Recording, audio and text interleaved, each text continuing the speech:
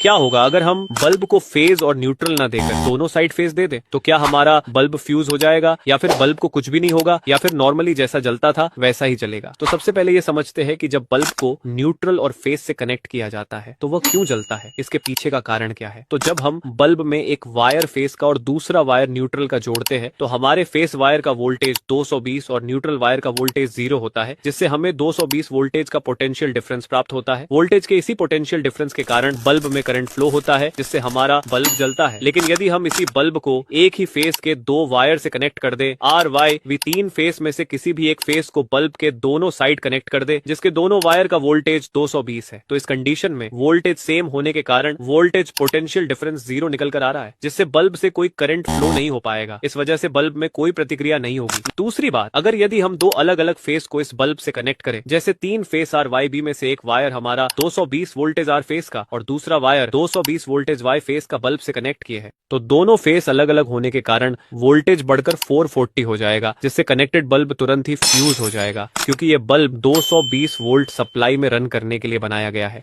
लेकिन अगर एक फेस का वोल्टेज 100 और दूसरे फेस का भी वोल्टेज 100 से कम है, तो इस कंडीशन में हमारा बल्ब ग्लो करेगा, क्योंकि दोनों फेस का वोल्टेज कम होने के कारण वोल्टेज 220 से कम ही निकल कर आएगा। लेकिन इसमें यह रिस्क है कि कभी भी दोनों में से किसी भी फेस का वोल्टेज बढ़ने से बल्ब फ्यूज हो सकता है।